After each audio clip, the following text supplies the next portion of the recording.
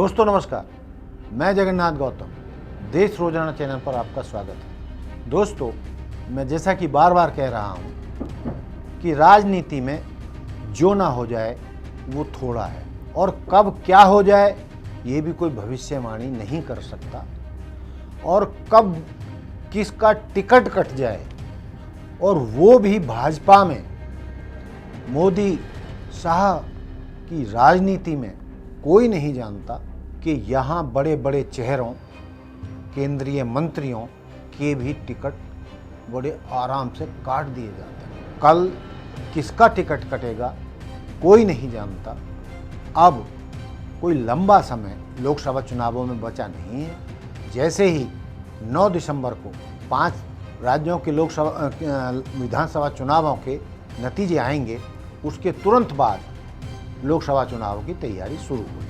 दोस्तों, मैं ये जो भूमिका बना रहा हूँ किस लिए बना रहा हूँ, आपने देखा है कि भाजपा कितना ही बड़ा नेता हो, यदि वो वर्तमान में उस पर फिट नहीं बैठ रहा है या जिताऊ नहीं लग रहा है तो वो 1 मिनट भी उसका टिकट काटने में नहीं लगाता। अब मैं बात किसी करने जा रहा हूँ। दोस्तों, राजनीतिक गलियारों में चर्चा है कि Bhajpa high command dream girl Hema Malini और स्मृति ईरानी का जो राजनीतिक फायदा उठाना चाहता था, उनके ग्लैमर को कैश करना चाहता था, पार्टी के लिए उनका इस्तेमाल करना चाहता था, वो भाजपा हाई कमान कर चुका है।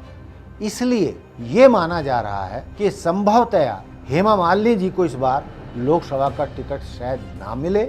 और एक जो दूसरा नाम है जिससे आप चौंकेंगे, मैं भी चौंक रहा हूँ, कि ये भी संभव है कि इस बार केंद्रीय मंत्री स्मृति ईरानी का भी तो कहीं टिकट नहीं कट जाएगा। आप चौंक रहे होंगे, मैं भी चौंका था जब ऐसा मेरे को सुनने को मिला। लेकिन राजनीति गुणा भाग और नुकसान फायदे का सौदा है। जैसा कि मैंने कहा कि स्मृति ईरानी का और हेमा मालिनी, ड्रीम गर्ल हेमा मालिनी का जो उपयोग अपनी पार्टी के लिए भाजपा कर सकती थी, उसका फ़ायदा, उनके ग्लैमर का फ़ायदा उठा सकती थी, वो मैक्सिमम उठा सकती है। इसलिए अब वो किसी नए चेहरे की तलाश में है। महिला चेहरा, ऐसा चेहरा जो पूरे देश को भाता हो, लुभाता हो, ग्लैमर हो, खूबसूरत हो, और हेमा मालिनी और स्मृति ईरानी से ज़्यादा प्रभावशाली हो, और भाजपा के लिए ज़्यादा से ज़्यादा वो वोटों का सहारा बन सके। तो दोस्तों, वैसे तो उस नाम को जानते ही हैं, लेकिन फिर भी मैं बता रहा हूँ कि अब उसे, भाजपा को मैंने बताया कि ऐसे खूबसूरत चेहरे की ज़रूरत है। तो सर, वो चेहरा कंगना रनावत का हो सकता है। कंगना रनावत एक खूबसूरत, ज़बरदस्त अदाकारा हैं। उन्होंने दर्जनों फिल्में देश और दुनिया को बेहतरीन फिल्में दी हैं, जो सर चढ़ के उनका जादू बोलता है, और वो एक सफल अभिनेत्री हैं बॉलीवुड की। तो यही बताया जा रहा है कि कंगना रनावत अब भाजपा हाई कमान की पहली पसंद हैं, और उनको पार्टी में तो शायद वो हैं ही, जहाँ तक मेरा ख्याल है, मैंने कहीं सुना है कि पार्टी की तो सदस्य वो हैं।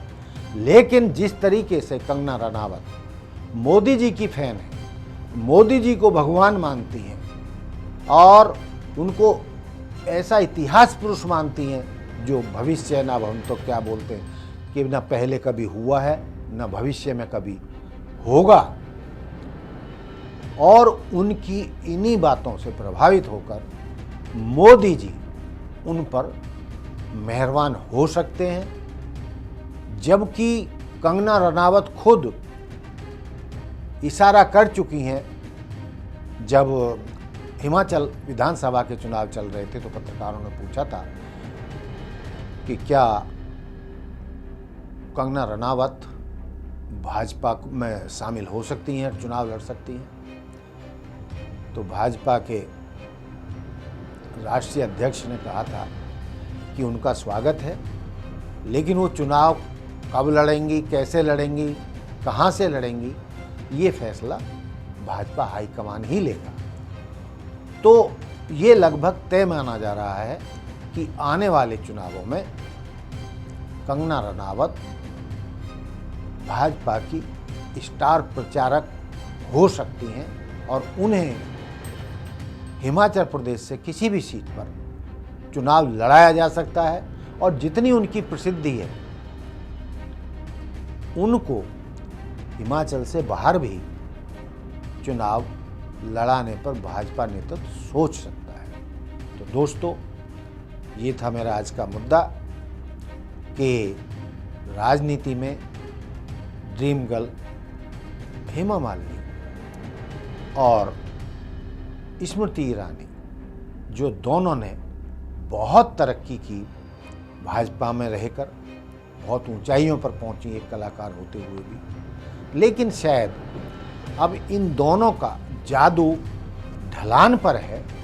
इसीलिए भाजपा हाईकमान किसी ऐसे ही खूबसूरत चेहरे को, अदाकारा को आगे लाना चाहती है और जिस तरीके का चेहरा भाजपा नेतृत्व को चाहिए वो सब खूबियां कंगना रनावत में हैं। तो दोस्तों, ये था मेरा कंगना रनावत,